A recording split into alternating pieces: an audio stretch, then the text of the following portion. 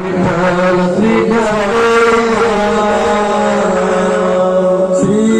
ज्ञानदेव तुकाराम पंढरीनाथ भगवान की जय. माऊली ज्ञानेश्वर महाराज की जय. जगद्गुरु श्री संत तुकाराम महाराज की जय. शांती ब्रह्म श्री संत एकनाथ महाराज की जय. सद्गुरु सच्चिदानंद श्रीपाद बाबा की जय. सद्गुरु सच्चिदानंद रामदास बाबा की जय.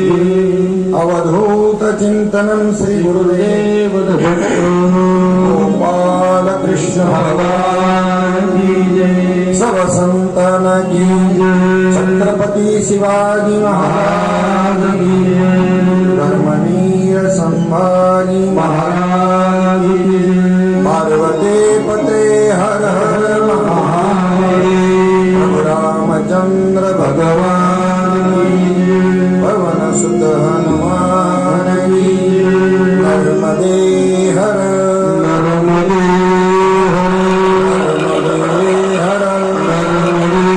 हर नर्मदे हर नर्मदे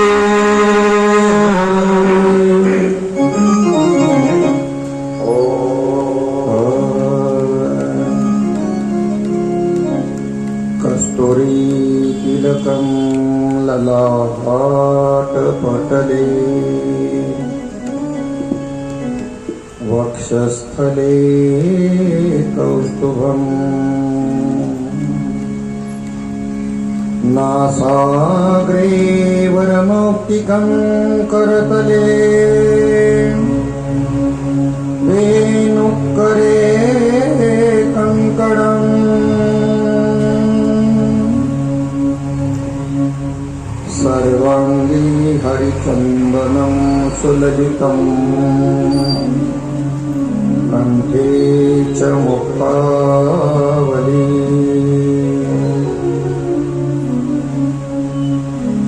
गोपश्री परिवेष्टितो विजयते गोपालचूडामणि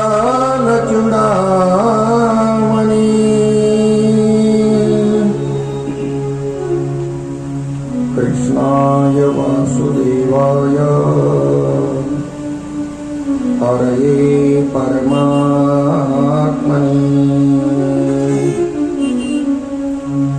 प्रणतक्लेशनाशाय गोविन्दाय नमो नमः.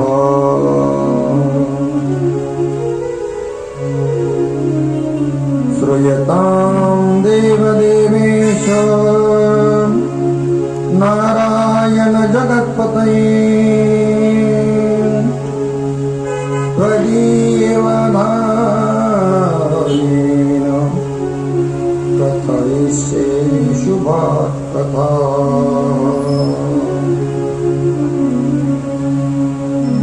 तत्रैव गङ्गा यमुना त्रिवेणी गोदावरी सिन्धु सरस्वती च सर्वाणि तीर्थानि वसन्ति तत्र यत्राच्युतोद्धार कथा प्रसङ्गः. वक्रतुण्ड महाकाय कोटि सूर्य समप्रभा निर्विघ्नं कुरु मे देव. सर्वकार्येषु सर्वदा. सरस्वती नमस्तुभ्यं वरदे कामरूपिणी. विद्यारम्भं करिष्यामि सिद्धिर्भवतु मे सदा. चिन्ता संतानहन्तारो यत्पादाम्बुजरेणव स्वय्यानां तान्निजाचार्यान्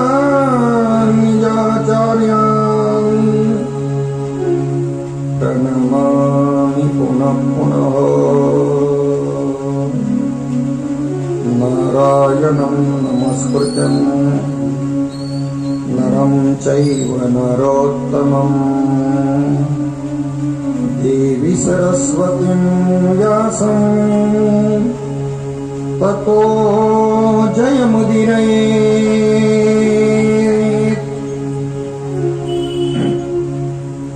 ब्रह्मानन्दं परमसुखदं केवलं ज्ञानमूर्तिं द्वन्द्वातीतं गगनसदृशम् तत्त्वमस्यादिलक्ष्यम् एकं नित्यं विमलमचलम् सर्वधी साक्षिभूतम् भावातीतं त्रिगुणरहितं सद्गुरुं तन्नमामि श्रीपादनाथं गुरुराजवर्यं मुमुक्षूणां ज्ञानदानैक्यदक्षम् श्रीगोपिक्षेत्रे निवासनम् तन्नमामि वेदविद्यां वरिष्ठम् वृंदावन विहारी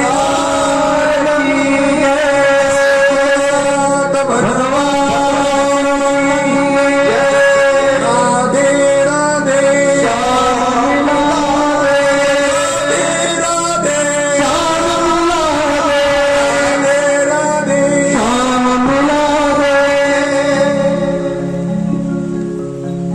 सच्चिदानंद सद्गुरु श्रीपाद बाबा, सच्चिदानंद सद्गुरु श्री रामदास बाबा यांच्या चरणांचा आश्रय करून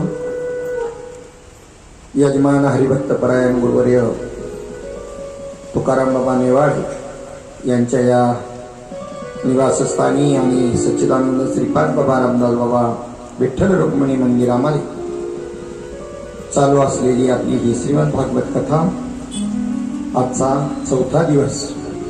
काल आपण दक्ष प्रजापतीची कथा पाहिली 4थ्या स्कंदामध्ये आणि आज आपण 5व्या स्कंदामध्ये प्रवेश करताना 5व्या स्कंदामधली जडभरत राजाची कथा पाहणार आहोत.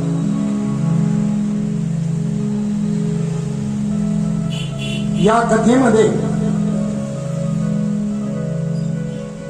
ज्याच्यामुळे आपल्या देशाला भारत देश हे नाव पडलं तो राजा भरत.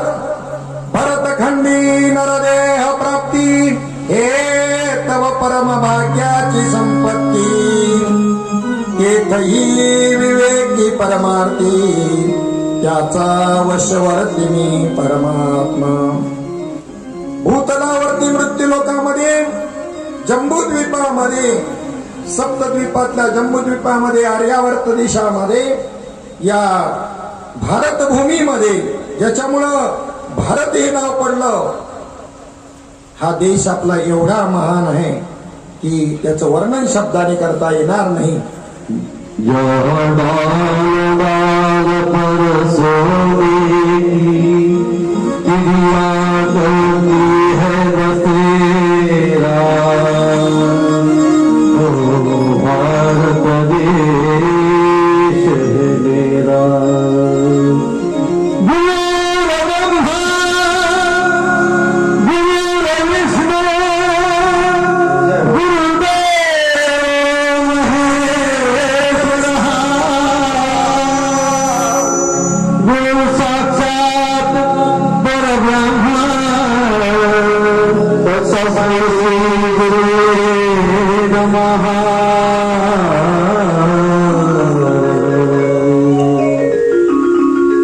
डाल डाल पर सोने की चिड़िया करती है बसेरा, वो भारत देश है मेरा, वो भारत देश है मेरा।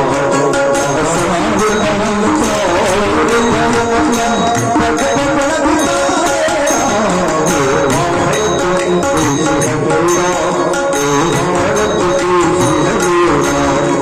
डाल डाल पर सोने की चिड़िया करती है बसेरा, वो भारत देश है मेरा, वो भारत देश है मेरा।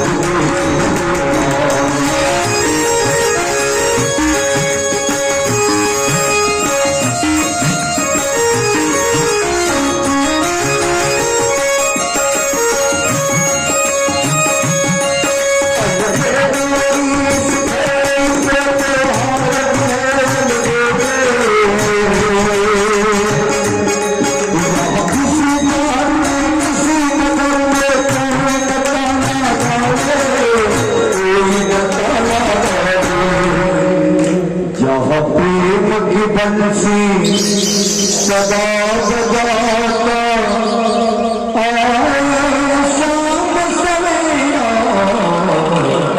वो भारत देश है मेरा, वो भारत देश है मेरा।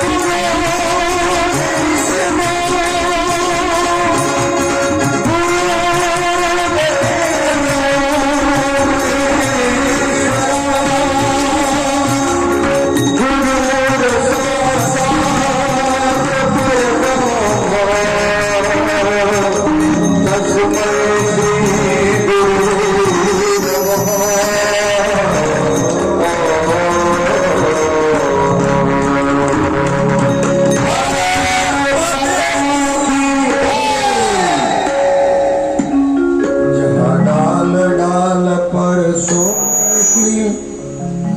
चिड़िया करती है बसेरा, ओ भारत देश है मेरा,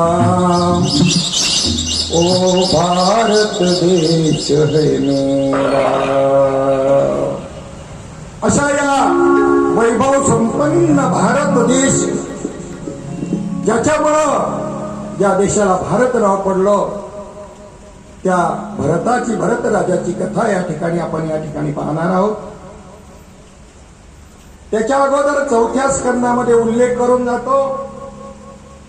ध्रुव बाळाची कथा आलेली आहे, वेळ नसल्यामुळे आपण ती कथा पाहत नाही. स्वयंभू मनू आणि शतरूपा राणीच्या रुची, प्रसूती आणि देवहूती या तीन कन्या त्याच्यामध्ये आपण प्रसूतीच्या ही जी मुलगी आहे दक्ष राजाला दिलेली तिची कथा पाहिली. देवहूती ही त्या ठिकाणी कर्दम ऋषींना दिली, तिचीही कथा आपण पाहिली. 2 पुत्र, एक प्रियव्रत आणि उत्तानपाद राजा. या उत्तानपाद राजा जो आहे याच्या पोटी पुत्र निर्माण झाला ध्रुव बाळ, आणि त्या ध्रुव बाळाने त्या ठिकाणी भगवत प्राप्ती करता नारद मुनींच्या मार्गदर्शनाखाली प्रयत्न केले आणि त्या भगवंताची प्राप्ती करून घेतली. त्याच्या वंशाचं वर्णन म्हणजेच उत्तानपादाच्या वंशाचं वर्णन त्या 4थ्या स्कंदामध्ये झालं. आणि ह्या 5व्या स्कंदामध्ये जो प्रियव्रत राजा आहे त्या प्रियव्रत राजाच्या कथा त्याचं वर्णन आलेले. प्रियव्रत राजा हा उपजल्यापासूनच विरक्त स्थितीमध्ये होता. जसं जसं कळायला लागलं संसाराविषयी अनासक्ती, इहलोक परलोकाच्या भोगाविषयी अनासक्ती, असं प्रबळ वैराग्य ज्याच्या वृत्तीमध्ये होतं तो या ठिकाणी प्रपंच करायलाही तयार नाही. स्वतः हा ब्रह्मदेवाला येऊन त्याला सांगावं लागलं की चिंता करू नको, या प्रपंचाचा संसाराचा वारा तुला मी लागू देणार नाही, पण या सृष्टीचा मला विस्तार करायचा आहे, त्याच्यामध्ये तुला थोडीशी मदत करावी लागेल. प्रियव्रत राजानं त्या पद्धतीनं मग कबूल केल्यानंतर पूर्वचित्ती नावाची जी अप्सरा आहे तिच्याशी या 1 मिनिट प्रियव्रत राजा, या प्रियव्रत राजाला त्या ठिकाणी एकांतामध्ये आराधना करण्याची इच्छा होती. तेव्हा ब्रह्मदेवानं त्याला सांगितलं की प्रारब्ध हे तुला भोगावंच लागेल.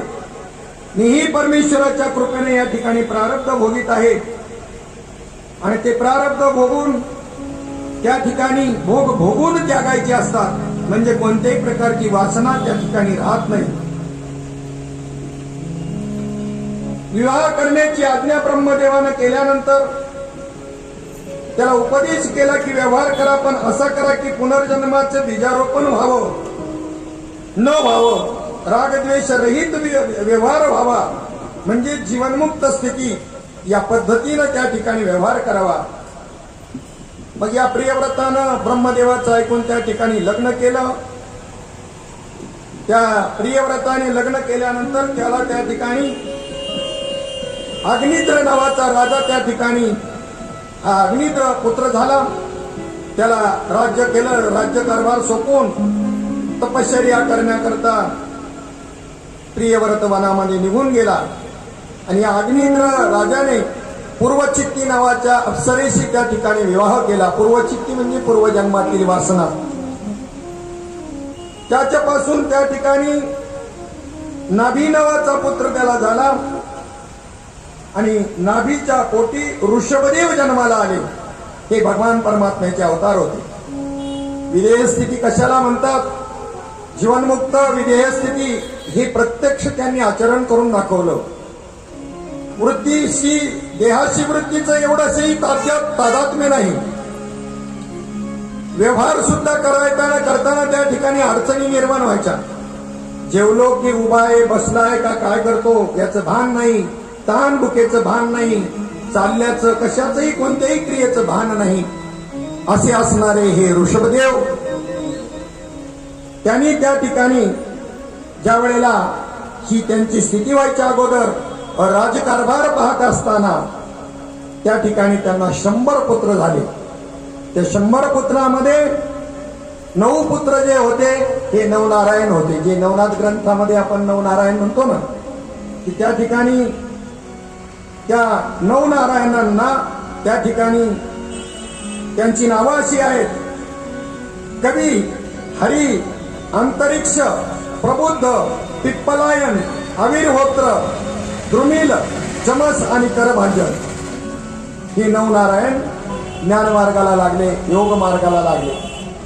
81 पुत्र हे कर्मकांडी झाले. पारमार्थिक होते पण कर्मकांडी झाले.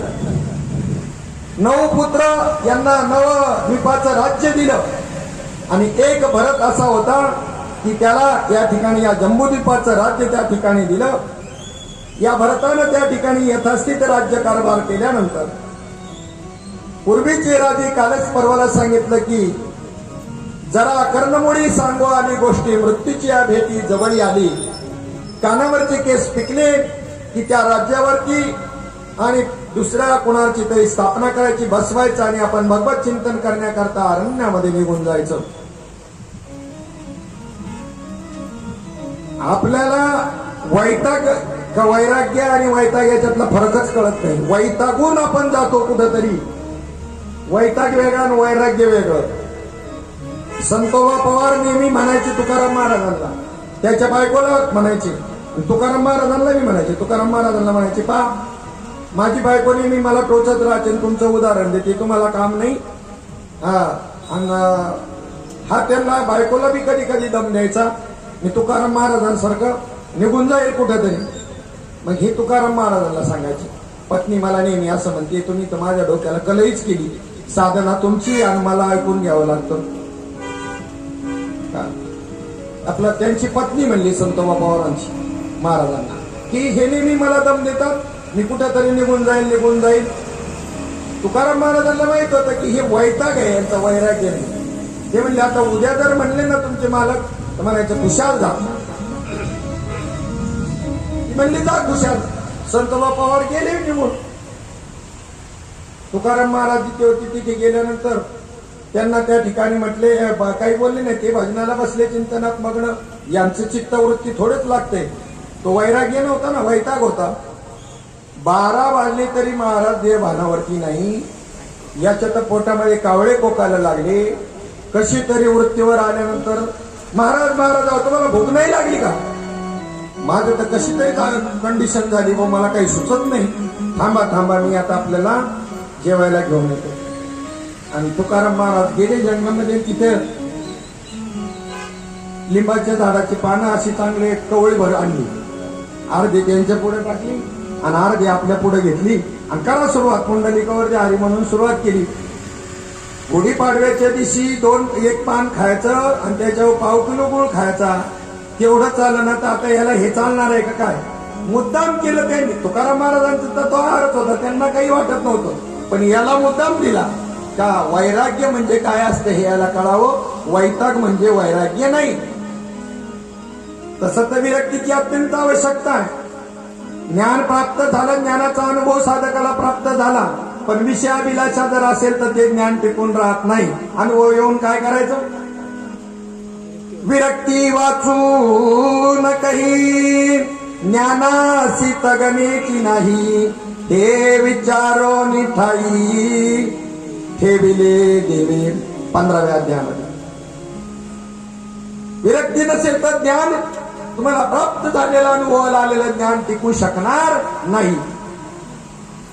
मग आता विरक्तीची व्याख्या काय सांगितली माऊली ज्ञानोबारायांनी?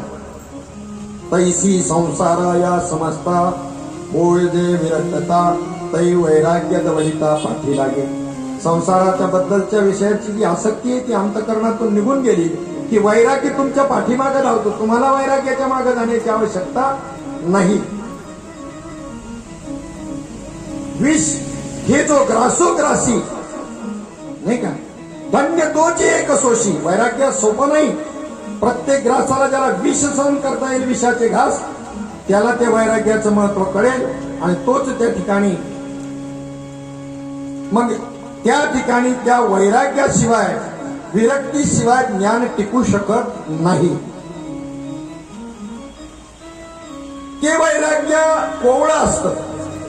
ते दृढ तयार होण्याकरता वानप्रस्थाश्रम ही 4 आश्रम आपल्याला जे क्रमाने सांगितले की ब्रह्मचर्य आश्रमामध्ये गुरुग्रही जाऊन विद्या प्राप्त करावी. 25 वर्ष झाल्यानंतर पुन्हा मग जर कर्म शिल्लक असेल तर त्या ठिकाणी सद्गुरू सांगतात तुला तर जशी इच्छा असेल तसं ग्रस्ताश्रमात जाऊन माझ्या विद्येचा प्रचार प्रसार कर, अन्यथा ब्रह्मचारी संन्यासाश्रम स्वीकारायचा का ते तुझं तू ठरव.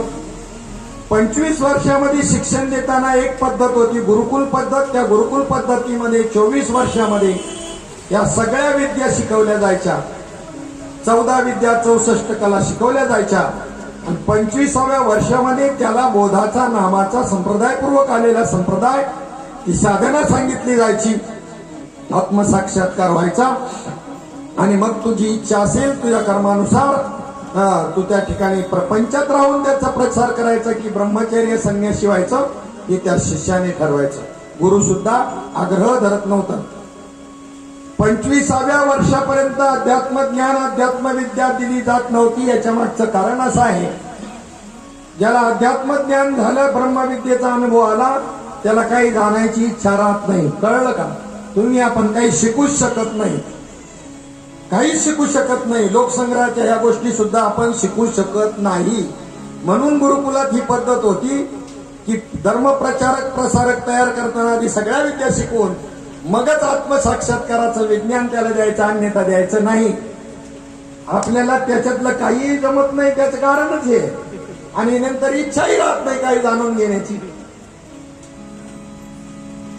चक्रवर्ती सम्राट असणारे राजे ग्रस्ताश्रमानंतर वानप्रस्थाश्रमामध्ये जायचे. 25 ते 50 पर्यंत ग्रस्ताश्रम करायचा. 50 ते 75 पर्यंतच्या वयाचा विचार करता वानप्रस्थी म्हणजे ही परिक्रमा करणं, म्हणजे संन्यासाश्रमाचा अभ्यास करायचा आहे. ग्रस्ताश्रमातच असताना दंड आणि कमंडलू तिथे दिला जातो. मंत्रपूर्वक दीक्षा दिली जाते. संकल्प केला जातो ओंकारेश्वरला आणि मग पुढे प्रस्थान करायचंय. तर तुम्हाला संन्यासाचीच अभ्यास करायचा आहे. वानप्रस्थाश्रमामध्ये सर्व गोष्टीवरची आसक्ती सोडून द्यायची.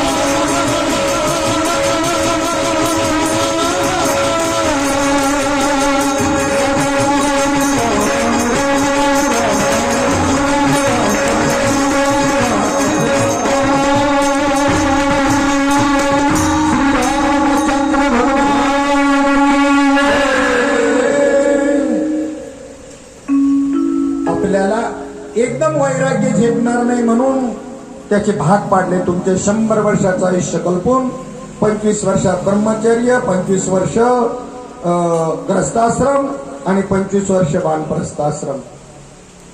आणि संन्यासाश्रमामध्ये धरणीचं त्या ठिकाणी अंथरून आणि आकाशाचं पांघरून अशी राहण्याची सवय करून घ्यायची. कोणत्याही प्रकारे अग्नी पेटवायचा नाही. माधुकरी मागून खायचं. 5च घरी माधुकरी मागायची, भिक्षा मागायची. त्यात जर मिळाली नाही तर 6व्या घरी जायचं नाही. आपल्या प्रारब्धात आज उपवास आहे असं समजून जेवण सुद्धा करायचं नाही. कोणत्याही गोष्टी वाचून आपलं जीवन अडलं नाही पाहिजे अशा प्रकारचा अभ्यास अंगवळणी पडणं कठीण आहे म्हणून वानप्रस्थाश्रमामध्ये हा अभ्यास करायचा. परिक्रमा करायची, तीर्थयात्रा करायची, संपूर्ण आयुष्य सत्संगतीमध्ये खर्च करायचं आणि शेवटी संन्यास घ्यायचा सगळ्याच गोष्टीचा. अशा प्रकारची आश्रमाची रचना आपल्या सोयी करता त्या ठिकाणी ऋषीमुनींनी त्या ठिकाणी करून ठेवली. त्या नियमाप्रमाणे सर्व राजे चालत होते. त्या राजांचं वैभव जर पाहिलं तर मदालसा आपल्या पुत्रांना त्या ठिकाणी उपदेश करते आणि माऊली ज्ञानोबा राय सांगतात काय वैभव होतं त्यांचं. 18 वनस्पती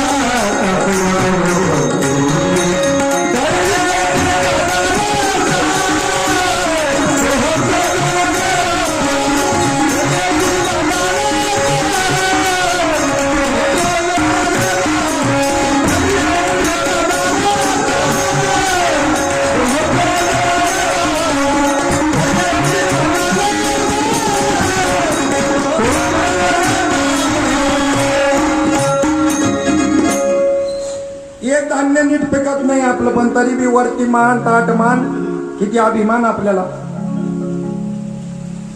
एक धान्य नीट पिकणं. 18 वनस्पती 18 प्रकारची धान्य ज्यांच्या राज्यामध्ये पिकत होती येत असती. फळे फुळे ओळखी अशा बागा नव्हत्या लावावं लागत. शेतकरी आता लावतात तशा. जंगलामध्येच हे मुबलक फळफळावर होती, कंदमुळं फळफळावर होती. बावी त्या पोखरणी नद्या गंगा वाहती. चांगला आठवतं मला. पाऊस पडेपर्यंत नदीचं पाणी आटत नव्हतं. डोह व्हायची, ते डोहामध्ये असायचं. साखळी तरी चालायची त्या डोहातून त्या डोहामध्ये पाऊस पडेपर्यंत.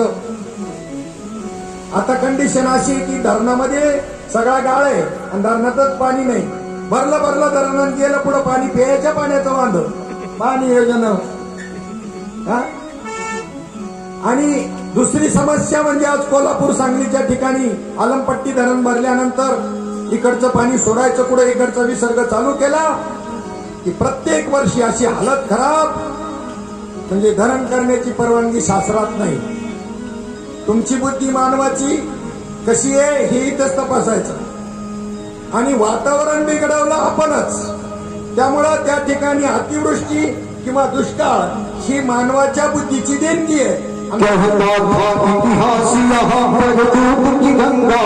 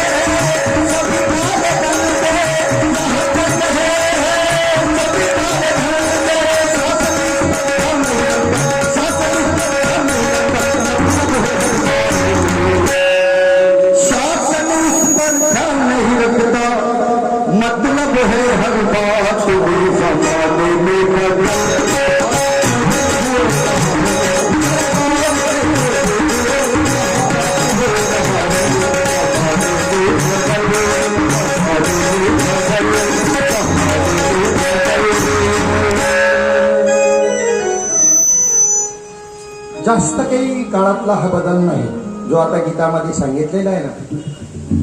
एक 30 वर्षापूर्वीचा काळ जर पाहिला, एवढा संपन्न होतं जीवन देशाचं. शुद्ध अशा प्रकारचा आहार होता, संपन्नता जी होती. आपण आपल्या गरजा वाढवल्यात. काय वाढवलेलं आहे? आवश्यक नसणाऱ्या अनावश्यक बऱ्याच गोष्टींच्या गरजा वाढवून वाढवून माणूस भौतिक सुखाच्या मागे लागला. भगवंतानं भागवतामध्ये सांगितलेलं आहे, भगवंतानं प्रत्येक जीवाला त्याचं जीवन जगण्याकरता जो आहार पाहिजे, जे अन्न पाहिजे, त्याची तरतूद आधीच केलेली आहे. या सृष्टीमध्ये आधीच केलेली आहे. 2 वेळेचं पोटाला पोटभर अन्न मिळेल एवढी तरतूद केलेली आहे. तुमच्या कर्माने तुम्ही भिकारी झाले. तुम्ही ईश्वरच होता. ईश्वराचं जे ऐश्वर्य आहे ते तुमचं होतं प्रत्येकाचं. परंतु एका माणसाला 4 मुलं असावी, सर्वांमध्ये सारखी विभागणी करून दिली आणि त्याच्यामध्ये त्या ठिकाणी एका मुलानं आपल्या वाडवडिलांच्या पद्धतीनं व्यवस्थित प्रपंच केला, नीतिमत्तेनं प्रपंच केला आणि त्याच्यामध्ये वाढ केली. वाटणी सगळ्यांना सारखी होती. आणि बाकीच्या तिघांनी गांजापायी, दारूपायी पार कोणी विकून टाकली, तर कोणाची काय करताना झाली. हा दोष त्या पित्याचा आहे का हा दोष त्या मुलांचा आहे? पुरेपूर ऐश्वर्य सगळ्या जीवांना सारखंच दिलं होतं. तुम्ही स्वतःच ते होता, ते परब्रह्म. हे बाकीचं भौतिक ऐश्वर्य सुद्धा तुमचं तसंच होतं. परंतु त्या ठिकाणी आपण आपल्या कृतीनं कर्मानं या दशेला प्राप्त झालो. त्यावेळीच्या जीवनाचा जर विचार केला तर मला चांगलं आठवतं, शाळेमध्ये असताना दूध, दही, तूप हे पदार्थ विकले जात नव्हते. विकले जात नव्हते. धान्य सुद्धा विकलं जात नव्हतं. अन्न विक्रय नव्हता. आज जी 80% लोकांनी कॅशलेस व्यवस्था स्वीकारली ती पहिलीच होती. पैशाची काही आवश्यकता पडत नव्हतीच. पैसे चलनामध्ये कॅशलेस व्यवस्था.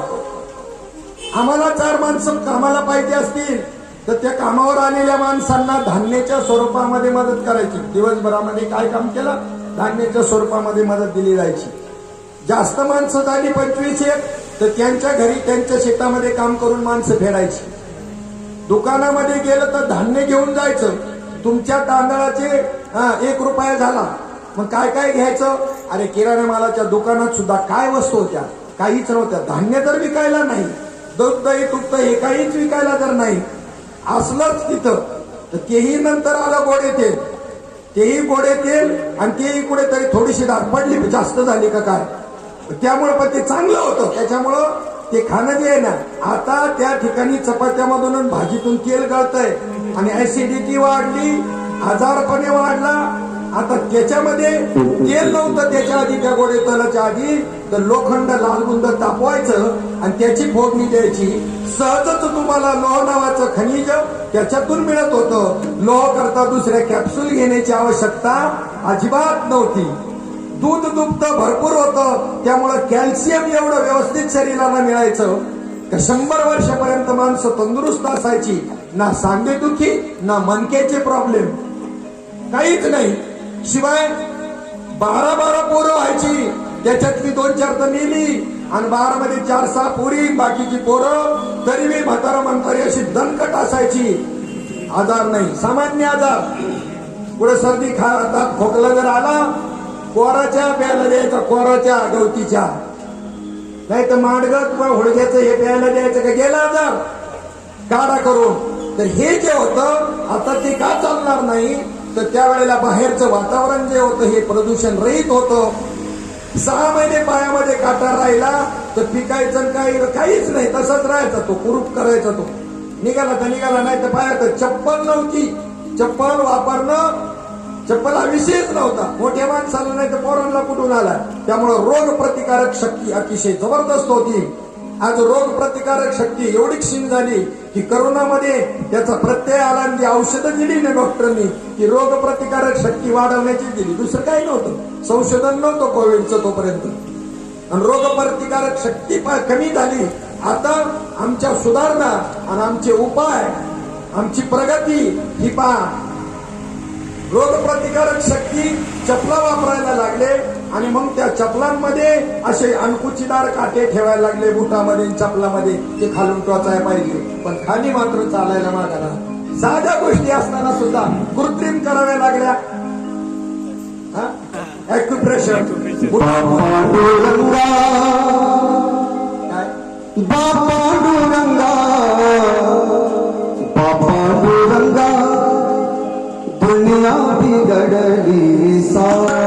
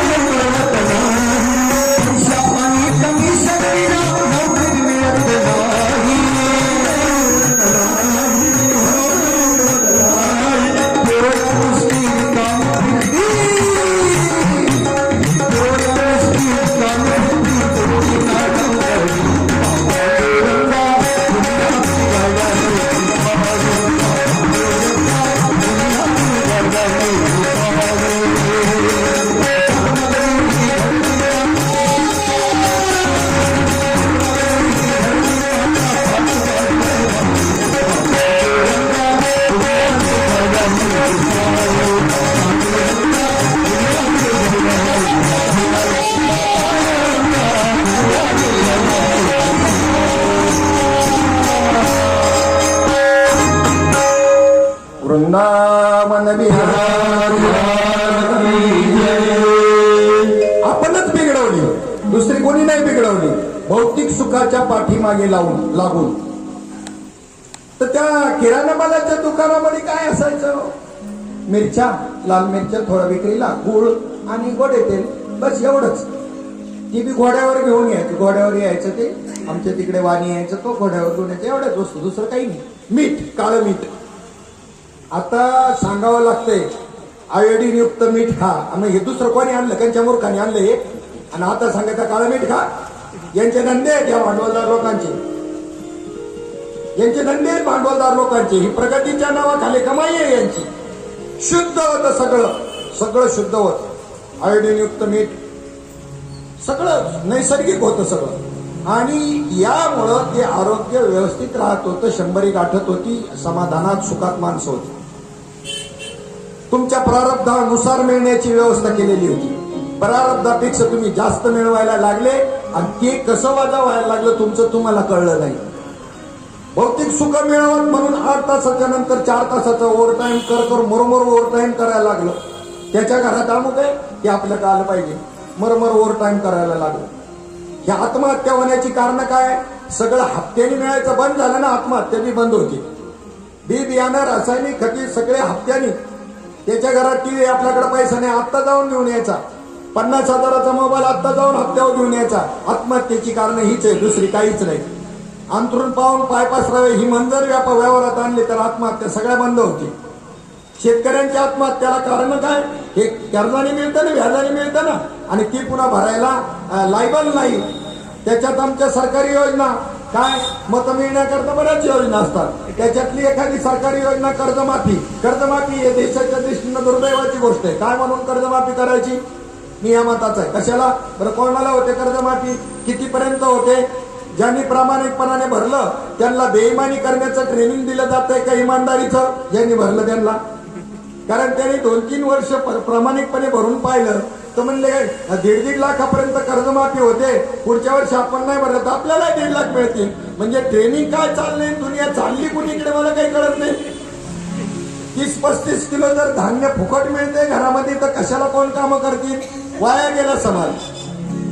इकडून तिकडून चोऱ्या चपाट्या करून त्या ठिकाणी व्यसनाकरता पैसे मिळवायचे आणि बाकी कमी पडलं तर शासनानं दिलेलं धान्य आहेच फुकट दिलेलं. ही सुधारण्याची आर्थिक महासत्तेकडे जाण्याची वाटचाल नाही. मी असा उपाय केला असता, मला 1 दिवसाचा मुख्यमंत्री किंवा 1 दिवसाचं पंतप्रधान बनवलं ना त्या पिक्चर सारखं सगळं जाग्यावर नाही, जास्त नाही सांगत, 1 दिवसाचं भरपूर. सरकारने त्या ठिकाणी मासे नाही द्यावेत आयते कोळ्यांना, आयते मासे नाही द्यायचे. ते कशाला कामं करतील, त्यांना गळ द्यायचे. गळ काय द्यायचे म्हणजे मेहनत करून तुम्ही मासे मारून पण तुमचं पोट भरा. ते इथे जर मासेच दिले जातात तर म्हणल्यानंतर व्यवहार करील कशाला कोण, कामधंदा करील कोण कशाला. शुद्ध आहार होताना हीच संस्कृती जतन केली केवळ आणि केवळ मध्य प्रदेशाने. केवळ नर्मदा परिक्रमेमध्ये आम्ही पाहिलं 1 किलोमीटर लांबीचं पात्र नर्मदा मैयाचे नजर पोहोचत नाही. महाबोर पाणी संपूर्ण राज्यामध्ये 4 राज्यांना नर्मदा पाणी ते पुरवते. आम्हाला त्या ठिकाणी ओंकारेश्वरवरून झालेला उगम, ओंकारेश्वर मध्य प्रदेशामध्ये येतं. त्यानंतर पुढे आपला नंदुरबारचा पट्टा लागतो 300 किलोमीटरचा. त्याच्यानंतर पुढे गुजरात लागतं, मध्ये छत्तीसगडचा थोडासा भाग लागतो आणि पुन्हा त्या ठिकाणी मध्य प्रदेश लागतो. एवढ्या टप्प्यामधून ती 3600 किलोमीटरची परिक्रमा जी आहे दोन्ही तटावरून करायची. ती इकडून जाऊन पुन्हा उगमापासून पुन्हा यायचं. मध्ये समुद्रामध्ये जाऊन मिळालेली जी आहे ती समुद्राला मिळालेलीच नाही अशी एकच नदी आहे ती नर्मदा नदी. तिची रचनाच भौगोलिक रचना अशी आहे. कशी आहे की ती समुद्राला मिळायला ती उंच पाहिजे, समुद्र खाली पाहिजे. तर ती खाली आहे आणि समुद्राचं जे पात्र आहे, जो परिसर आहे, पाडलेलं पाणी आहे, तर ते त्या ठिकाणी असं उंच आहे. त्याच्यामुळे ती समुद्राला मिळतच नाही समुद्राला. पण जाताना मध्ये रस्ता नाही असं थोडंसं पाऊल वाटेसारखं आहे, त्यांनी जाऊ शकत नाही. म्हणून तेवढा प्रवास बोटीने करायचा. तेवढा प्रवास कशाने करायचा, अशी रचना आहे, भौगोलिक रचनाच त्या प्रकारातली आहे. एका जिल्ह्यामध्ये फक्त आम्हाला ऊस पाहायला मिळाला, एकाच जिल्ह्यामध्ये. बाकी संपूर्ण मध्य प्रदेशामध्ये ऊस नाही कोणाकडं. का, त्यांना जगायचंय, आपल्याला जगायचंच नाही. 50 वर्षामध्ये नापीक होती, क्षार होते भूमी, ती क्षार भूमी होते, काही पिकायच्या लायकीचं राहत नाही. मंगरुळकुंड या भागातून जर पाहिलं तर प्यायला पाणी योग्य नाही, बोरला सुद्धा नाही, विहिरीला नाही, कशालाच नाही, तर विकत पाणी आणायला लागतं. शिक्रापूरच्या परिसरातल्या तळेगाव दाभाडे, तळेगाव धमडेरे इकडे काय परिस्थिती आहे. आम्हाला अजून आमचं जीवन जगणं कळलेलं नाही, तर परमार्थ कधी कळायचा. आणि परमार्थ कळल्यावर जीवन जगणं बी कळेल. मी धन्यवाद देतो त्या एमपीला की त्या ठिकाणी ऊस नाही. का, त्यांना पैसा नकोय पण ऊस नाही. गहू, हरभरा, पालेभाज्या. आम्हाला औषधाला जर्शीचं दूध पाहिजे. एकाला त्या ठिकाणी जर्शीचं दूध औषध कोणीतरी सांगितलं असं जर्शीच्या दुधात ते प्यायचं होतं. ते म्हणले अख्ख्या राज्यात जर्शी औषधाला मिळणार नाही. ऐकताय ना सगळे, थोडा सामाजिक विषयावर बोलतोय, गरज आहे त्याची. कथाच सोडून भाग जरी चालला तरी गरजेचं आहे परिवर्तन, मत परिवर्तन होणं. जर्शी गाई नाही अख्ख्या, जर पाहिजे असेल तर दुसऱ्या शेजारच्या राज्यात जावं लागेल. सगळ्यांच्या घरी 4-4, 5-5 गावठी गाया. 70% सबसिडी शासनाची, 70%. आता खत किती, असे ढीकच्या ढीक लागले ना टेकडे सारखे प्रत्येकाच्या तिथं. तर रासायनिक खत आणायला मरायला आणतील का ते. आपण ट्रॉली महाग झाली 5,000 रुपयाला म्हणल्यावर 3 वर्षातून एकदा टाकतो आणि तेवढा त्याचा स्टॅमिना असतो. 3 वर्षापर्यंत बरं पीक येतं, पुन्हा 3 वर्षांनी टाकावं लागतं. त्यांचं मातीसारखं खत वापरलं जातं, त्यांना बळं संपवायचंय. काही विकायला काय, ज्याच्या त्याच्या घरी पाहिजे तेवढं. मग ती पिकं कशी असतील, तो आहार कसा असेल, ते धान्य कसे असेल, काही जीवन आहे पहा आजही. आणि अतिथी देवो भव असा भाव आहे की आश्रम 10-12 किलोमीटरवरती आश्रम आहे. एकदा करावा नर्मदा परिक्रमा, म्हणजे राम राज्यच आहे तिथे असं तुमच्या लक्षात येईल. आणि त्या ठिकाणी तिथे तुमची राहण्याची व्यवस्था, घरी व्यवस्था नाही अशी, गाद्या झोपायला, काही ठिकाणी एसी, काही ठिकाणी पंखे, सगळे. आणि त्या ठिकाणी जेवण 6:30 वाजता 7 वाजता जेवण जुनी रीत अजूनही सांभाळले. त्याच्यामुळं कोणत्याही प्रकारे अन्नधान्य सकस व्यवस्थित वेळेमध्ये टाइम टू टाइम जेवण, निसर्गरम्य अशा प्रकारचं स्थान, याच्यापेक्षा अजून कोणतं जीवन पाहिजे. आम्ही सांगितलं ना, भौतिक सुखाकरता 12 तासाच्या ड्युट्या करतो आणि आरोग्य गमावून बसतो आणि पुन्हा कमावलेली कमाई ती आरोग्य सुधारण्याकरता घालवतो. बाकी बॅलन्स शीट 0. एवढे तर बुद्धिमान आम्ही. मी नेहमी दृष्टांत सांगत असतो. युपी मधून एक उंदीर फिरत फिरत मुंबईला आला. मालगाडीमधून आला असं बिगर तिकिटाचा, आणि आल्यानंतर रोडच्या साईडला तिथे ती मालगाडी उभी राहिल्यानंतर उतरलं खाली. धान्याची गोडाऊनच्या गोडाऊन हो, काही तोटाच नाही. बाहेरच एवढं पडलं होतं तर गोडाऊन मध्ये किती असेल. तो म्हणला हे पडलेलं आणि पाय लागलेलं खायचं नाही. त्याला कुठं काय श्रम आहे, त्यांना कुठं पैसे द्यायचे. म्हणलं डायरेक्ट गोडाऊन मध्ये जायचं. पण गोडाऊनचे दरवाजे बंद. 6 महिन्यातून कुठे ते उघडत असतील, कुठं कमी पडलं तर. आणि आतमध्ये जायला काही संधी नाही, चान्स नाही. थोडस एका ठिकाणी असं थोडस होल होतं, त्याच्यातून शिरण्याचा प्रयत्न केला. पण हे आलं तिकडून तेव्हा गब्बूच्या गब्बू असल्यामुळं नवमंदा असेल, त्याच्यातून काय त्याला घुसता येईना. तो म्हणला रामदेव बाबाचा योगा केलेला होता त्याने. 4 दिवस रामदेव बाबाचा योगा केला, वेट लॉस केलं, थोडीशी प्रकृती जरा किरकोळ झाली राहुल सारखी, आणि मग गेलं त्याच्यातून ते घुसलं त्या आतमध्ये. आत गेलं तर वा वा वा, आता काय खाऊ, हे खाऊ का, बाजरी खाऊ का, ज्वारी का, काय काय खाऊ, गहू खाऊ, पाहिजे ते. परत आता त्याला 8 दिवस गेल्यावर कुटुंबाची आठवण झाली, पोरांची, बायकोची. म्हणलं त्यांना कुटुंबाला घेऊन यावं आपलं, परत जावं एखाद्या ट्रेननी आणि त्यांना बी घेऊन यावं. पण ते खाऊन पुन्हा गप्पू झालं, त्या हॉलमधून बाहेर कुठे निघता येते त्याला. पुन्हा तोच उपाय कोणता, रामदेव बाबाचा योगा, प्राणायाम. आणि पुन्हा झालं बाहेर, जसं बाहेर निघाय करता पाहिजे होतं तसं आलं बाहेर. मला सांगा, जाताना जर अशीच कंडिशन असेल आणि पुन्हा बाहेर येताना जर अशीच असेल तर मधला उठा ठेव सांगितली कोणी आहे का बुद्धी नावाची गोष्ट. भौतिक सुखाच्या पाठीमागे आपण लागलो. खाली हात आया आहे, खाली खाली हात जाएगा काय. तुला की हिफाजत कर ले, तुला करे रखवाली. खाली हात आया. हा.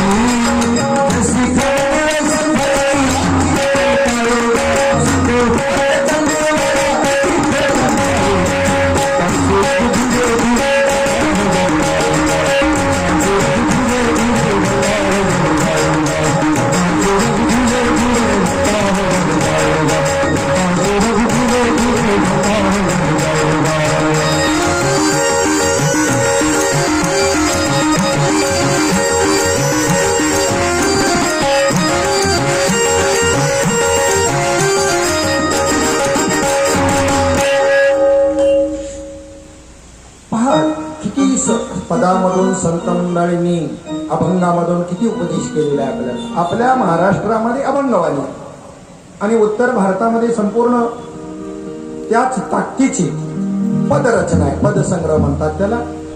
श्रीमद भागवत रामायणाच्या कथा जास्त तिकडे चालतात. आत्ता कुठे आपल्या महाराष्ट्रात चालायला लागल्या. प्रचार प्रसाराचं जे साधन आहे ते कथा हेच साधन असायचं. आपल्याकडे कीर्तन हे एक परंपरा, कीर्तन परंपरा, अभंग तर त्यांच्याकडे पद. त्याच्यामधून सुंदर असा उपदेश त्या महात्म्यांनी आपल्याला केलेला आहे की या ठिकाणी तुम्हाला आवश्यक असणाऱ्या ज्या गोष्टी आहेत त्या परमात्म्याने केलेल्या आहेत. भागवत सांगतं तुम्ही जन्माला यायच्या अगोदर आईच्या स्तनामध्ये दुधाची निर्मिती करणाऱ्या परमात्म्याचा तुम्हाला विसर पडला म्हणून चिंता निर्माण झाली, पुढं खायला मिळेल की नाही. अजगराला गुरु केलं 24 गुरुमध्ये, त्याच्यात असून हा गुण घेतला कोणता की कोणत्याही प्रकारची संग्रहवृत्ती करायची कारण नाही. माझ्या प्रारब्धामध्ये जर त्या ठिकाणी अन्न मिळायचं असेल तर मी खाईल, नाही मिळालं तर उपाशी राहील. त्याला काही तक्रीर नाही. किती बी 6 महिने तसाच पडून राहील तरी त्याला भूक लागत नाही. आणि प्रारब्ध प्राप्त मिळाला तर खाल्लं, नाही तर खात बी नाही. म्हणून अजगराला गुरु केला. त्या उलट मधुमक्षिकेला गुरु केला का एवढा संग्रह करते प्रत्येक फुलामधून मकरंद आणून आणि कुणीतरी दुसराच घेऊन जात आणि हिला मरावं लागतं. या 2 गुरुपासून एक संग्रह हा गुण जो आहे आणि आपल्याकडे हा संग्रह गुण साठेबाजी असल्यामुळं त्या ठिकाणी आपल्याला जन्मांतराचं ज्ञान नाही. अहिंसा सत्य परिग्रह अस्तेय याच्यामध्ये अपरिग्रह नावाचा गुण जेव्हा आपल्यामध्ये येईल त्यावेळेला तुम्हाला पूर्वजन्मांतराचं ज्ञान होत असतं की मागच्या जन्मात मी कोण होतो, त्याच्या मागे कोण होतं किंवा त्याच्या पुढे कोण असणार हे शास्त्रकारांनी संतांनी सांगितले. अपरिग्रह कोणताच साठा करायचा नाही. नाथ महाराज म्हणतात की पक्षी अंगणी उतरती ते का गुंतवणी राहती म्हणून तैसे असावे.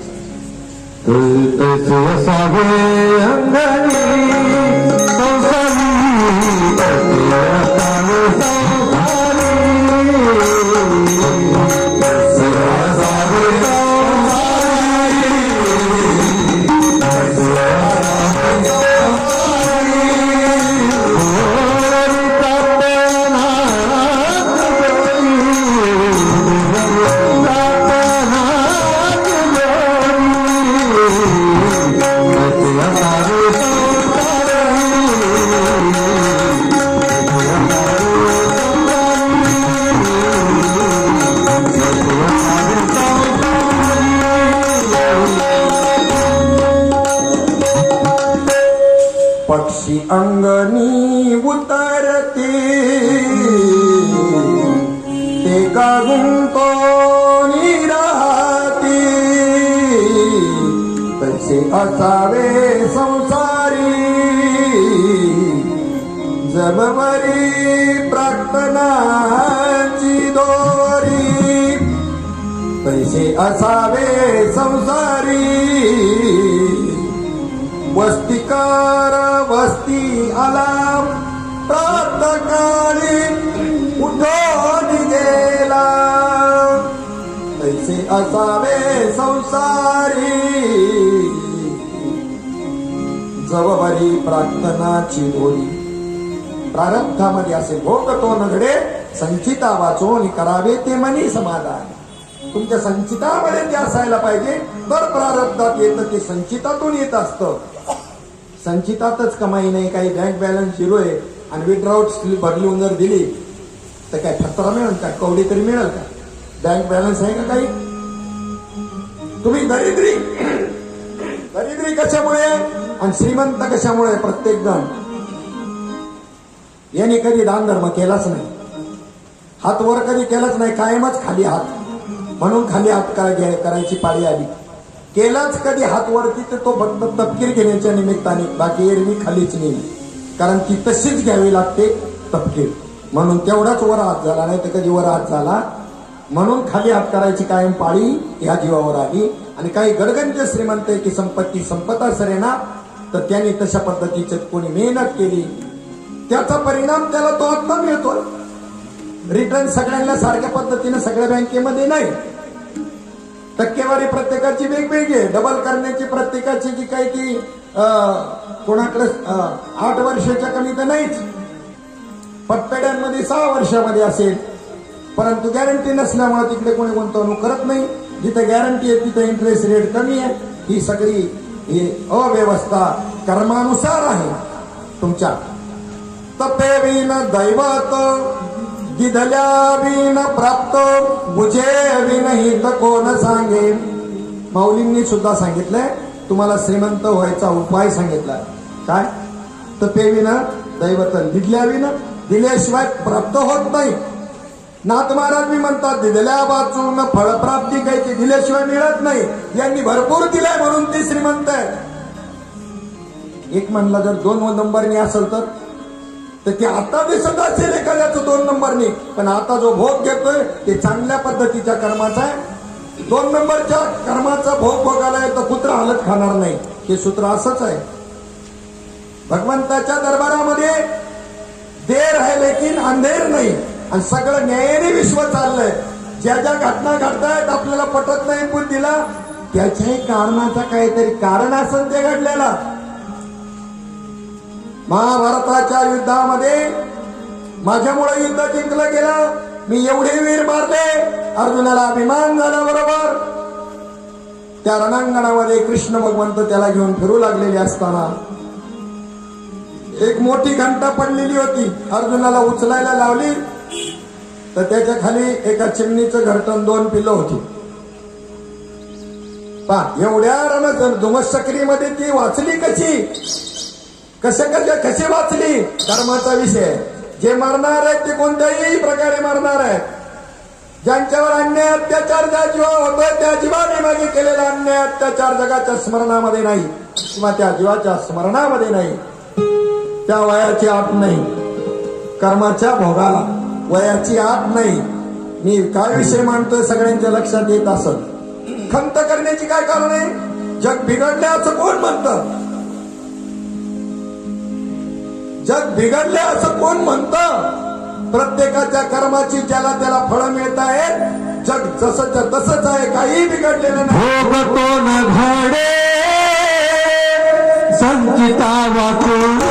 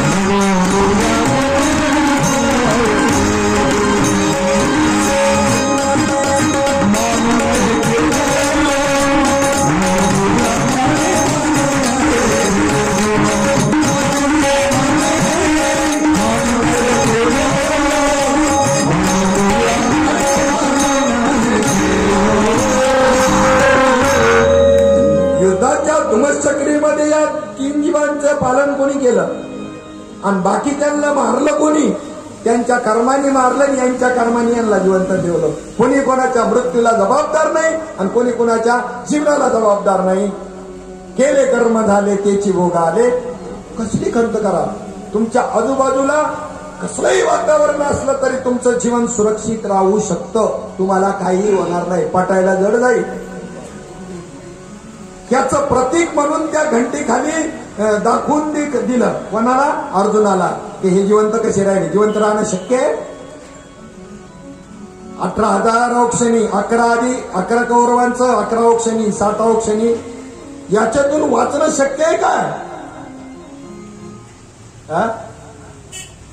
चला आता जास्त विषयाकडे त्या जाणं योग्य नाही. मानवाच्या बुद्धीतून किती आलं तरी ते अपूर्णच असतं आणि ईश्वराच्या बुद्धीमधून जे काही येईल ते परिपूर्णच असतं. अन्न किती मिळायचं? तुमच्या 2 वेळेच्या अन्नाची व्यवस्था देवाने केलेली आहे, पण पक्वान न देण्याची त्यांनी तुमची जबाबदारी घेतलेली नाही. प्रत्येक जीवाने, भागवत वाचताना त्याच्यामध्ये श्लोक आलाय तसा, प्रत्येक जीवाला 2 वेळचं अन्न देण्याची जबाबदारी घेतलेली आहे. आणि एवढं करून भागत नसत जाणा नर्मदा परिक्रमाला, काय गाडलंय ते, काय तुमचं वचन वाढलंय? मरायापेक्षा तर जावा तिथं. घरी काय मिळेल टायमाच्या टायमिंगला? सकाळी पहाटे 5 वाजता मोटरसायकलवरून 2 माणसं येतात, त्यांच्याजवळ नाश्त्याचं काय जे साहित्य असेल, पाण्याचं कॅन, चहाची किटली, आणि तुम्हाला थांबून त्या ठिकाणी देतात. घरी तरी वेळेवर मिळत का? 5 वाजता हॉटेलवाले हात जोडून उभे आहेत, फक्त परिक्रमावासियांना, बाकीच्यांनी नाही डोक्यात घ्यायचे, त्यांना पोटे. हातगाडे हात जोडून उभे आहेत, काय पाहिजे तुम्हाला ते? 1 रुपया खर्च नाही. ओंकारेश्वर जाण्यापर्यंत काय खर्च लागेल तो. तुमच्याजवळ गाड्या येऊन थांबतात. किती मूर्ती आहे म्हणजे किती मूर्ती आहेत म्हणजे किती माणसं आहेत? 12. 500 रुपये 1000 रुपये फेकवायचे, सगळे मिळून चहा पाणी करा. एवढं. आश्रमांमधून राहण्याची व्यवस्था, आश्रम दूरवर आहे, त्या गावातल्या लोकांनी व्यवस्था करायची, मंदिरामध्ये राहण्याची, जेवणाची. एवढ्यानी नाही झालं तर आपापल्या कपॅसिटीनुसार 2-2, 4-4, 10-10 जेवायला घेऊन जायची. धडगावमध्ये राजू टेलर म्हणून आहे, सकाळी 50 माणसं जेवू घालायचं संकल्पन, संध्याकाळी 50 माणसं. वर्षातून सप्त्याला 300 रुपये वाटायला की नाही? 8-8, 10 जणांच्या पंक्तीन. रुबाब केवढा? किती पंक्तीचं वाटायला किती येते वर्गणी? 300 रुपये. आणि अख्ख्या तालुक्यावर डांगोर आपली पंगत असती 300 रुपयात. आणि तिथे त्यांना विचारलं, तुमचं काही साईड बिझनेस आहे का? टेलरला काय कमाई आहे हो? साईड बिझनेस आहे का? 50 माणसं 2 टाइम जेवू घालतात. काय नाही, मैयाच्या कृपेने हे सगळं चालतं. म्हणलं काय, मला कळलं नाही. म्हणले हा असा फोटो ठेवलेला होता मैयाचा, त्याच्यासमोर दानपेटी ठेवलेली होती, कोणी खाली हात जात नाही, आणि काही ना काही आपल्या स्वच्छतेप्रमाणे त्याच्यामध्ये टाकतो. ती पेटी आम्ही उघडतो, त्यावेळेला आमचं त्या पेटीतलं शिल्लक अजून आम्हाला पदार्थ टाकावं लागलं नाही 25 वर्षामध्ये. म्हणले एवढा विश्वास. पेटीतलं सगळं पुरं पडतं, अजून पदार्थ टाकायला लागलेलं नाही. काय व्यवस्था, काय जीवन आहे, किती सुंदर जीवन आहे, आरोग्यदायी समाधानी जीवन, एकमेकाला जाणणारं, समजून घेणारं जीवन, खूपच अशा प्रकारचं जीवन त्या काळामध्ये होतं. 18 भार वनस्पती, फुले फळे ओळती, 22 त्या पोखरणी, नद्या गंगा वाहती. 12 महिने नद्यांना, विहिरीला, सगळ्यांना, तलावांना पाणी. धरणाची काही गरजच नाही. ज्या घरी कुळ स्त्रिया, कुलवान स्त्रिया ज्या घरामध्ये, राज्य राणी व संपत्ती, ते सुख सांडोनिया, कसया योग सेविती. या सगळ्या सुखाचा त्याग करून अरण्यामध्ये योग सेवन करण्याकरता का जात होते? कधी आला विचार? लंका रंका लगी वंका लगी लग गया सजन कसाई, गोपी चंद की तो ऐसी लगी, छोड़ दी बादशाही. मेरे माटी के मटके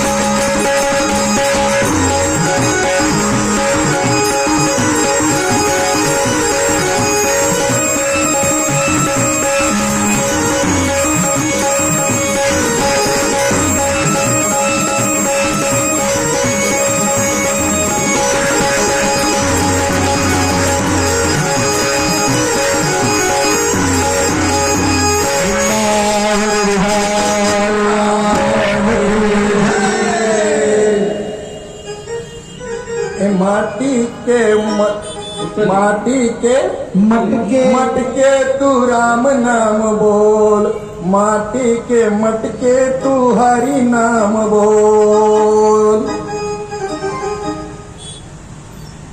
ज्या वेळेला संपूर्ण या राज्याचा परित्याग करून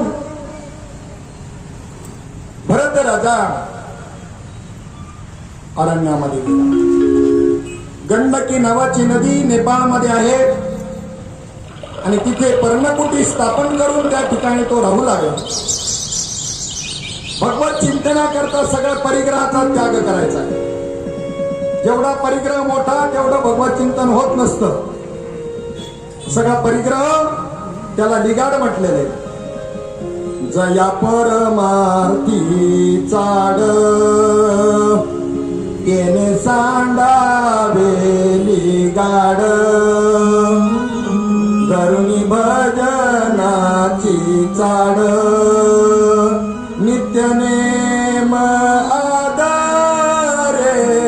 सांडी मांडी परते टाकी, वासुदेव नाम गोकी.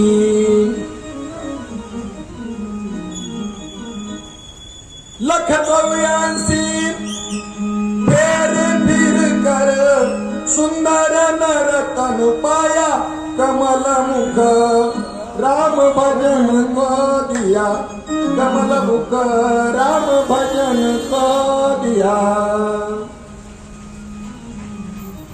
त्या सर्वस्वाचा त्याग करून भगवत चिंतनाकरता अरण्यामध्ये गेलेला भरत राजा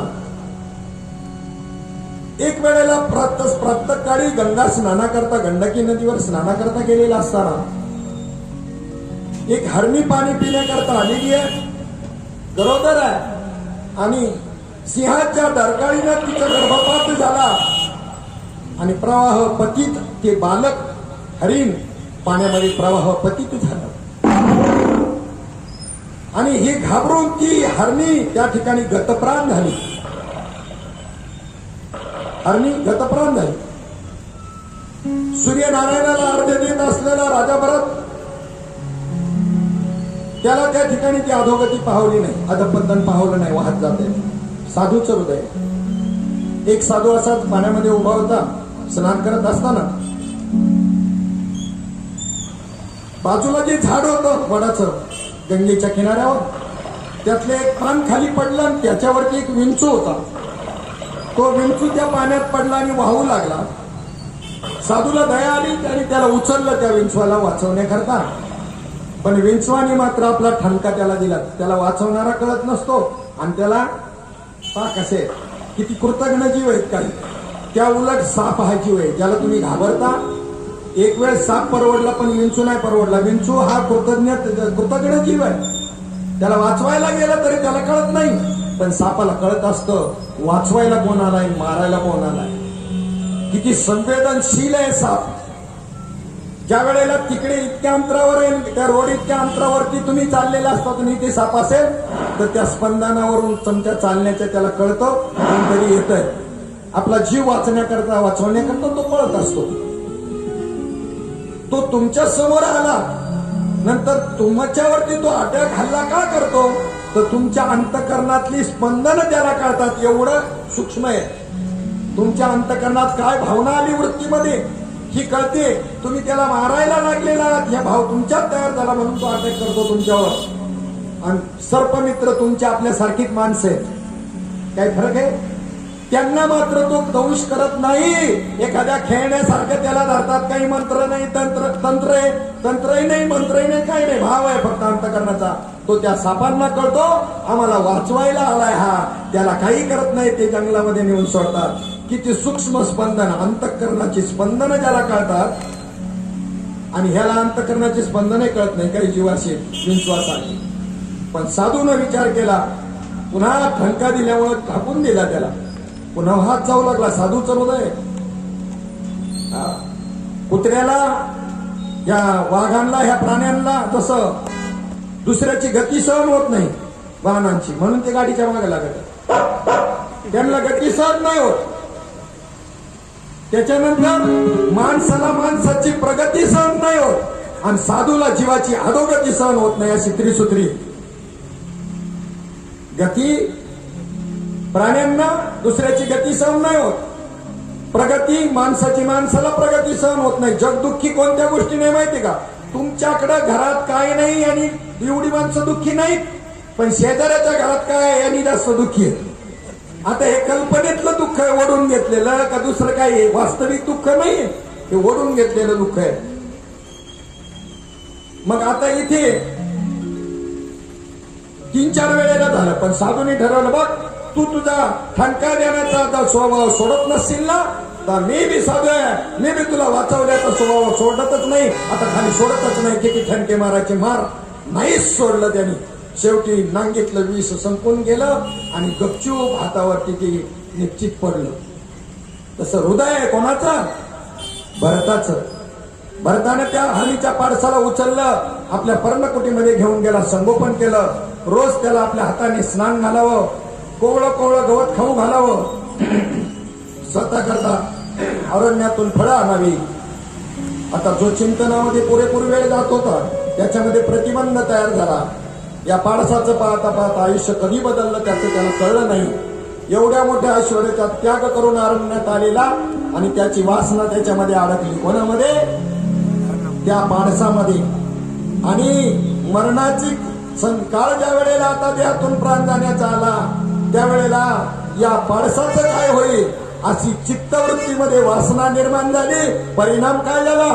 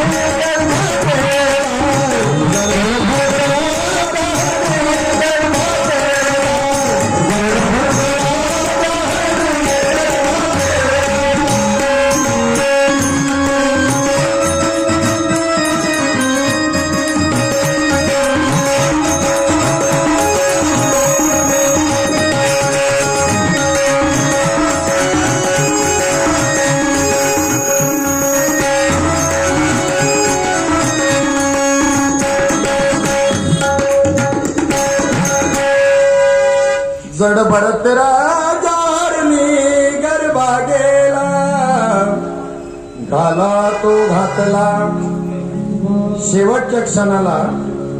अंतकाळी जे मती तेच प्राणियाची गती, या कारणे अहोरात्री श्रीकृष्ण चित्ती स्मरावा.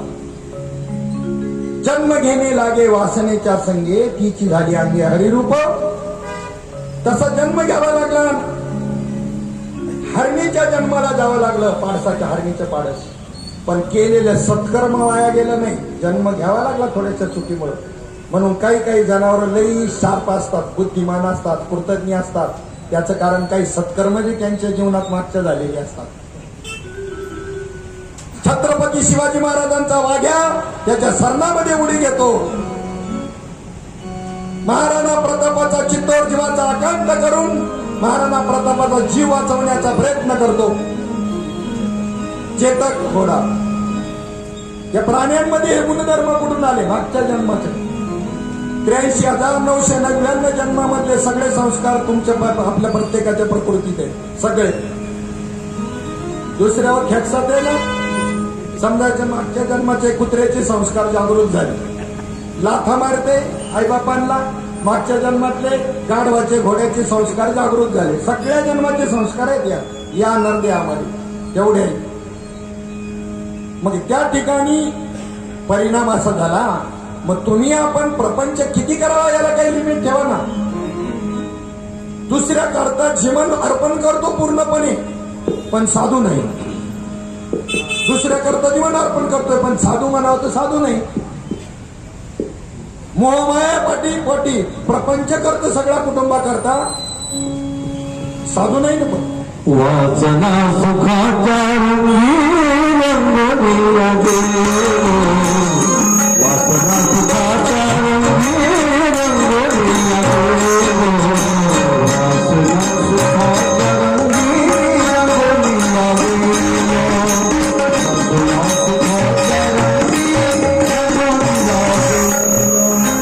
तुझ्या कीर्तनाच्या रंगा, तुझ्या कीर्तनाच्या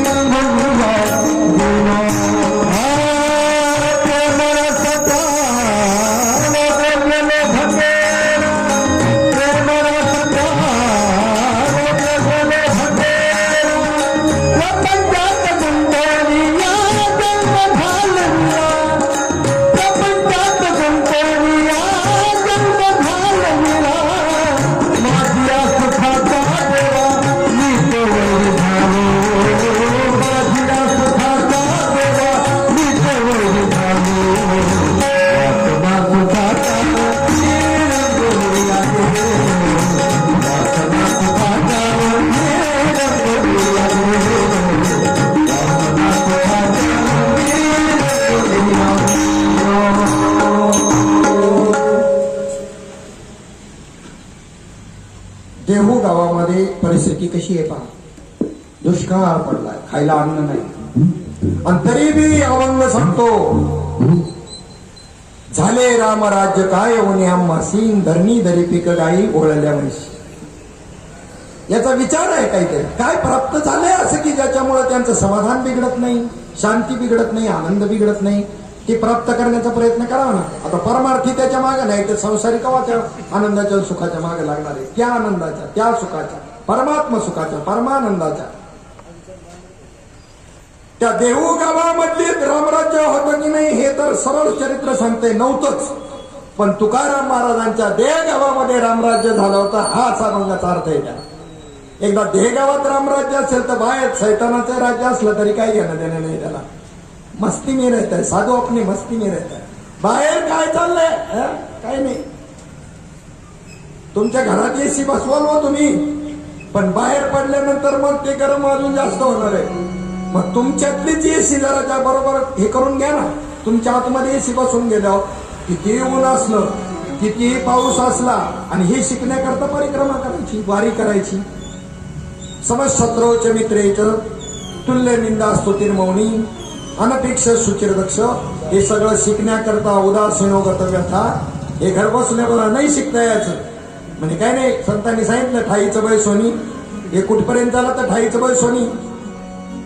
एखाद्या नातवंड होत नाही तोपर्यंत ठीक आहे, याने चिंतनाला बसावं, त्यांनी त्याच्या खांद्यावर डोक्यावर बसावं, मग कळत ठाईचं बळ सोनी सोपं आहे का जंगलातलं सोपं आहे. कोणतं सोपं आहे? जंगलातलं सोपं आहे. ठाईच बाई सोनी म्हणायला नाही सोपं आहे हो. आणि तुम्हाला कधी प्रश्न पडला का न लगत ती साया सजावे मनांतर तुकोबाराय म्हणतात, आणि स्वतः मात्र एकही दिवस घरी नाही. एक दिवस भंडारा, एक दिवस भामचंद्र, एक दिवस घोरडा. कधी प्रश्न पडला का तुम्हाला? आणि काय वा मला करायचे प्रश्न पडून आणि विचार करून. तुम्हाला सांगतात न लगत ती साया सजावे. मला प्रश्न पडला आणि मी विचार केला, आणि मला तुकाराम महाराज भेटले. तुकाराम महाराज झोडगे नाही, तुकाराम महाराज जगद्गुरु संत तुकाराम महाराज मला भेटले. मी त्यांना विचारलं, आम्हाला सांगता न लगती साया संतुनी एका दिवस घरी नाही. तेव्हा त्यांनी उत्तर दिलं, देवाच्या प्राप्तीकरता कुठे जायची गरज नाही असा अर्थ आहे न लगती साया असता. परंतु मी का जातो सांगू का? याजसाठी वनांतरा जातो सांडोनिया घरा. मी देवाच्या प्राप्ती करता नाही जात. तुमचे दिठावेल प्रेम बुद्धी होईल निष्काम. भगवंताबद्दलचं निर्माण झालेलं प्रेम हे वाढेल आणि बुद्धी निष्काम होईल. या अभ्यासाकरता जाण्याची गरजच आहे. तुला वारीला काय, अरण्यात काय, जिथे कुठे, या अभ्यासाकरता, ईश्वर प्राप्ती करता नाही, भगवत प्राप्ती करता नाही, असा भेद समजावा लागतो. ते म्हणलं तुम्हाला कसे काय भेटले तुकाराम महाराज, कळलं असं ना मला कसे भेटले हे सांगितलं. त्यांची 2 प्रमाणं, त्याचा मी अभ्यास केला की तुकाराम महाराज इथं असं का असं म्हणतात आणि याच्यासाठी वनांतर का म्हणतात, याचा विचार माझ्या डोक्यात येणं म्हणजे तुकाराम महाराज भेटणं. नाही तर पगडी आणि तो गंधन तो इना तसं तो सोंग कोणाला करता येईल. हो, आमचा विजय राऊत नाचायला लागला का तुकाराम महाराजच, पण फक्त नाचण्यापुरताच. फक्त अरे असं घसरण नाही एवढं सकाळी त्याला विक्षेप तयार झाल्यावर नंतर का विचारतो मारी तुम्हाला एखाद्या वेळेला हे पाय असे, आणि त्याच्यामुळे संप्रदाय बदनाम आहे. आता इथे नाही म्हणून बोलत नाही, समोर असला तरी बोलत. आम्ही कोणाच्या बापाचं, आम्ही काय कुणाचे खातो, थोडा आम्हाला देतो. फोन आला त्या दिवशी महामंडलेश्वर गोष्टीवर बोललो, काय चुकीचं बोललो. कोणाला महामंडलेश्वर पद पाहिजे असेल तर 5 लाख रुपये घेऊन या, नाही दिलं तर मग बोलायचं. हा, कुंभमेळ्यामध्ये 5 लाख रुपये दिले की महामंडलेश्वर पद मिळतं. कोणाबद्दल बोललो, मग आला नेवाळे बाबांना फोन, अजून काही त्याच्यावर चर्चा. म्हणलं मला विचारायला येऊ द्या ना, मी जर तुम्हाला कोणाला पाहिजे मिळून नाही दिलं तर नाव घेतलं का कोणाचं, कोण तुम्ही, काय संबंध काय तुमचा, समोर या, हिंमत असेल तर विचारायला. आम्ही धर्माच्या बाबतीमध्ये तळहातावर शीर घेतलेली माणसे, तुम्हालाही माहित नसेल तर माहिती असू द्या.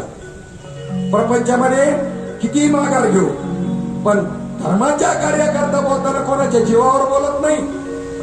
श्री गुरु सारखा असती पाठीराखा हा आमचा निश्चय आहे. महाराष्ट्रभर फिरतो, बोलण्याचं सामर्थ्य ठेवतो, भोगण्याचंही सामर्थ्य ठेवतो. काय म्हणलो मी, वेळ आली तर बोलण्याचंही सामर्थ्य ठेवतो म्हणून बोलतो. कोणाच्या बळावर बोलतो, आम्ही परमार्थातले दादा आहे. तुम्ही जर प्रपंचातले दादा असाल ना तर आम्ही परमार्थातले दादा आहे. वाल्ल्या कोळी मोठा दादा का नारद मुनी मोठा दादा, वाल्ल्या कोळी मोठा भाई त्या नारद मुनी मोठा भाई. नारद मुनी मोठा भाई आहे का, तर वाल्ल्या कोळ्याला नमून परिवर्तन करणारा मोठा आहे. चला पुढे. जड भरत राजा हरणी गर्भा गेला आणि घाला तो घातला वासने. आयुष्य घालवलं कुटुंबाकरता, प्रपंचाकरता. केव्हा संपला प्रपंच, कोणाचा पूर्ण झाला. आजा मेला पंजा मेला बाप मसा गेला.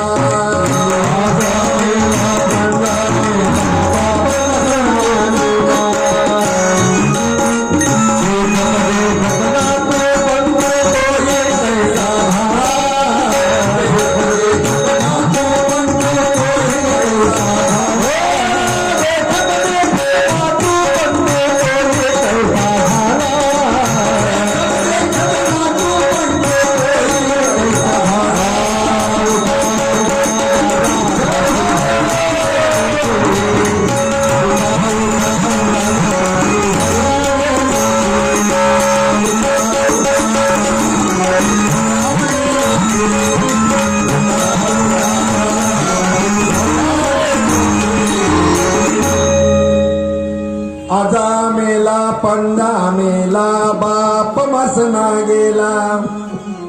देखत देखत ना तू पण तू तोही तैसा झाला. उठा उठा जागा पाठी भय आले मोठे. आपल्या ज्ञानाने काय झाले माहिती का, आधा हकीम जान खत्रेनी बाठाळलोय आपण. बाठाळलेला का कळतो का, बाठाळलेला त्यात नाही वैराग्य बी ज्ञान अनुभव आलाय, पण त्यात नाही वैराग्य आणि त्यात नाही प्रपंच असत. असा पोपटावरच्या दोडक्यासारखी कंडिशन झाल्यामुळं आनंद नाही मिळत. ज्याला विषय आवडतो त्याला देव आवडणार नाही, ज्याला देव आवडतो त्याला विषय आवडणार नाही, असं सूत्रच आहे. किती विचार करावा प्रपंचाचा, प्रपंचातल्या माणसांचा, संबंधींचा. आयुष्यभर विचार करून सुद्धा मरणाचा काळ आल्यानंतर आता नातवंडांचं कसं होईल हा विचार. काय होईल त्यावेळेला? जन्म घेणे लागे त्याच घरात. चांगलं असलं तर माणसाच्या रूपाने येईल, आणि चांगलं नसेल तर कुत्री नाही तर मांजर. त्यांचं कसं होईल याची काळजी कुठपर्यंत असावं? देह सोडायच्या काही कालावधीपर्यंत ठीक आहे, तिथून पुढे आपली आपण काळजी घ्यावी का अजून कुटुंबाचीच काळजी घ्यावी? मांजरीच्या कुत्र्याच्या जन्माला जातपर्यंत काळजी घेता, हे तात्पर्य आहे जड भरत राजानेच. ते जड भरत राजा ऐकून नका जाऊ. कर्तव्यबुद्धीने सांभाळा नातवंड पतवंडांना, कर्तव्यबुद्धीनं म्हणतोय. पण वासनेत जरा अडकला तर राजा जड भरताची जी स्थिती झाली तीच स्थिती आपली झाल्याशिवाय राहणार नाही. हा बोध याच्यातून घ्यायचा आहे.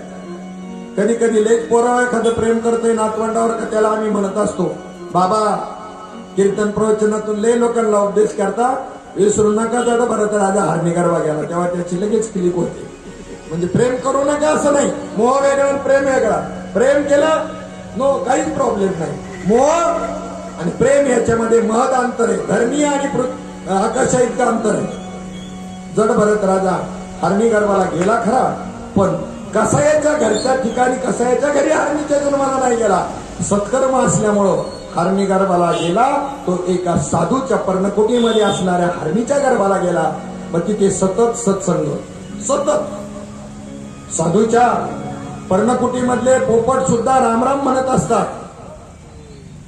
आणि दुष्टाच्या तिथे समजा पोपट जर असला तो मारो काटो झोडो झोडा मारा काटा कापा, हीच भाषा त्यांची. संगतीचा परिणाम.